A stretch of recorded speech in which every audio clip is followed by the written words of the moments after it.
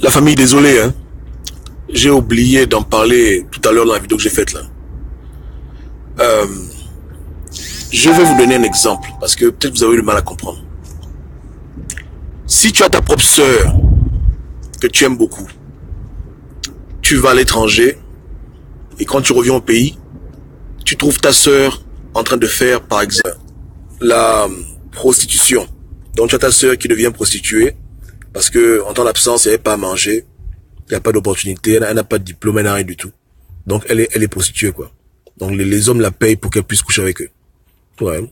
Donc toi tu aimes ta sœur, tu viens du pays fraîchement, tu la vois, tu l'écoutes, maman arrête de faire ça. Je vais te trouver du travail. Elle te dit ok d'accord. Un jour passe, pas de travail. 2 jours passent, pas de travail. 1 mois passe, pas de travail. Elle vient te dire, elle dit papa, oui qu'est-ce qu'il y a, l'argent pour payer le loyer. Tu dis non attends, y a rien. Bon. Tu comprends bien que si tu n'apportes pas à ta sœur une solution concrète, le mauvais chemin qu'elle suivait là, elle sera tentée de repartir dedans. Ou bien. Parce que faut pas penser que les gens sont corrompus parce qu'ils aiment ça. Hein. À l'origine, les gens deviennent corrompus parce qu'ils n'ont plus de solution. C'est la faiblesse d'esprit qui rend les gens corrompus souvent. Très peu de personnes sur Terre aiment le mal parce qu'elles aiment le mal. Hein. Mais c'est quand les gens sont souvent confrontés à des problèmes très graves dans leur vie, à des difficultés, que souvent ils font des mauvais choix. Parce que la pression, ça les chauffe. Donc ta propre frangine qui est devenue une bordel parce qu'elle veut survivre, si tu n'es pas capable de lui apporter une solution tangible pour remplacer son argent qu'elle avait par la bordellerie, demain là, après qu'elle a attendu tes promesses de travail B qui ne viennent pas, toi tu peux te plaindre parce qu'elle est partie retrouver son copain qui donnait l'argent pour quelques ébats sexuels. Les gens du monde vont la juger, on dit oh la goule c'est une bordelle, c'est une prostituée. Oui, parce que les gens ils jugent, ils ne connaissent pas. Mais est-ce qu'elle fait vraiment ça parce qu'elle voulait faire ça? Pendant 1 mois, 2 mois, 3 mois, elle t'a attendu. Elle a dit que le grand frère est là, il va me donner le travail. Le grand frère va m'aider. Mais pendant 3 mois, 6 mois, tu la blaguais. Pas de travail, pas de solution, elle ne voit pas clair. Mais c'est normal qu'elle soit tentée de repartir dans sa prostitution. C'est pareil pour un vendeur de drogue. Si ton frère vend de la drogue et que tu veux pas qu'il vende de la drogue, tu dis écoute frangin, arrête de vendre la drogue. Viens, je vais trouver du travail, même au McDo. Il dit ok, y a pas de problème, n'importe quoi je vais faire. Mais après 1 mois, 2 mois, il t'appelle, tu fuis. Tu dis mais grand, le travail où c'est? Le travail où? Il n'y a pas le travail. Tu dribbles ton frère.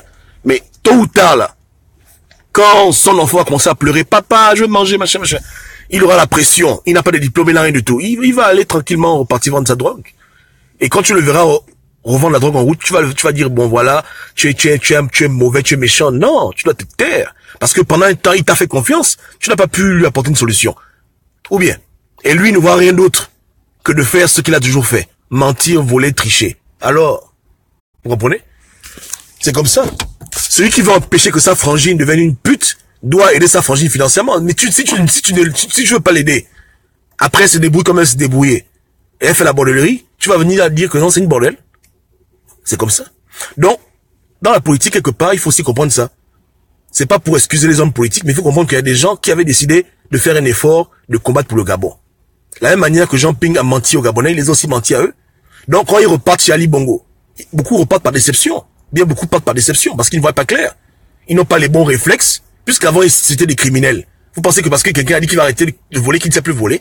Donc le réflexe pour eux le plus facile, ce n'est pas de faire comme nous, faire la révolution, lutter. Pour eux le réflexe le plus simple, c'est d'aller tranquillement dans les bras de Yaya Ali. C'est ça qui est la vérité.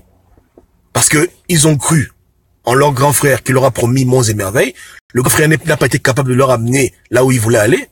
Et ils ont les factures à payer. Et ils sont pas tous des enfants de Dieu. Beaucoup sont des occultistes. Est-ce qu'ils ont dit qu'ils connaissent Jésus? Pour dire qu'ils vont attendre, ils vont supporter comme nous, on va lutter. Ils n'ont pas dit, ah, man. On les a pris où? On les a pris dans l'église? On les a pris dans la politique gabonaise, dans la pourriture de la politique gabonaise, non? Donc vous voulez qu'ils fassent quoi? Ceux qui font est mauvais. Mais il faut comprendre aussi leur psychologie. Il faut pas seulement les juger qui sont mauvais, ils sont méchants. Il faut les traquer si vous voulez, mais il faut aussi comprendre que votre papa là a un problème. Il a fait des promesses qu'il ne peut pas tenir.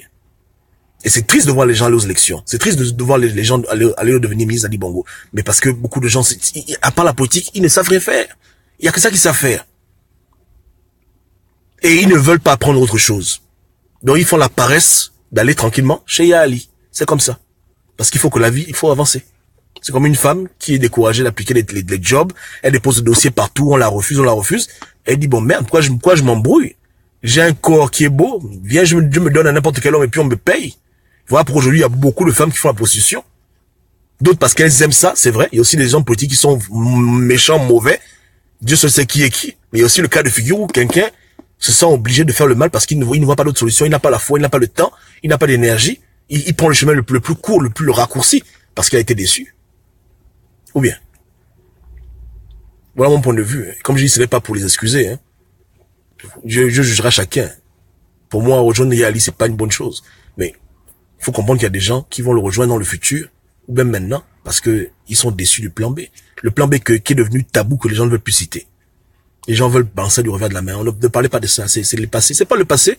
On est tous là à cause du foutu plan B. Enfin, du moins ceux qui ont voté. Les intellectuels, tout ce monde, tous ceux qui ont voté là, tous ceux qui ont été convaincus, ils ont cru que cette fois-ci ce sera différent parce qu'on leur a fait des promesses. Maintenant ça ne marche pas. Ceux qui sont honorables et nobles, ils se gèrent dans leur combat, ils se recyclent dans d'autres combats. Ceux qui sont faibles d'esprit, ils repartent dans la bordellerie de la politique gabonaise. Voilà, c'est comme ça la vie. Si tu veux me recruter pour un combat, tu me trouves dans l'église, le combat s'arrête, je repars à l'église. Mais si tu m'as trouvé dans la bordellerie, le combat s'arrête, je repars dans la bordellerie. Hein? Le menuisier repart face à menuiserie, la bordelle repart face à bordellerie, le tueur repart tuer, le voleur repart voler, chacun repart dans sa vie. Et pour eux, leur vie, avant que quand on ait cette péripétie d'élection présidentielle, leur vie c'était la politique, le mensonge, la voilà, beaucoup de conneries. Voilà. Même moi, j'ai toujours parti faire les vidéos de Dieu, de Nzamé, chacun repart dans son truc.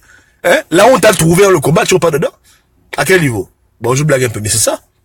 Ou bien, voilà. Donc, quand vous jugez, faut pas que les gens vous entraînent dans leur invective populaire. Je dis que vous avez le droit de critiquer, mais attention à ce qu'ils vont dire que non, tuez-le, jetez les pierres. Eux-mêmes, ils ne sont pas sérieux. Eux-mêmes, ils savent d'où vient le problème, mais ils ne veulent pas parler de ça. Donc, ne soyez pas partisans de n'importe quelle invective. Jugez les choses avec beaucoup de circonstances et comprenez bien que souvent, malheureusement ou heureusement, il y a des circonstances atténuantes. C'est comme ça la vie. Même quand on tue un homme, le juge peut décider que tu as fait exprès, peine de mort. Tu as pas fait exprès. Voilà. Il y a beaucoup de paramètres qu'on ne maîtrise pas toujours. Il faut se mettre à la place des gens et comprendre. Vous comprenez? Et c'est dommage qu'on en soit arrivé là. C'est beaucoup de gens ont tenu pendant 1 an, d'autres pendant 2 ans. Mais plus on approche 2023, plus les gens vont partir. Jusqu'au jour où au QG, il ne restera plus que Jean Ping et ses meubles. C'est terminé. Les gens vont se décourager. D'autres vont se décourager pour aller combattre ailleurs. D'autres vont se décourager pour repartir au PDG. D'autres vont se décourager pour devenir fou, aller à l'asile. D'autres vont devenir chanteurs. Bon, bref, les gens font, hey Joe, c'est comme ça la vie. Hein. C'est comme ça la vie. C'est comme ça. Ou bien. Voilà. Donc, que Dieu nous aide. Okay. Et que Dieu nous aide. À tout à l'heure. Ce sont tabous. Ciao, ciao.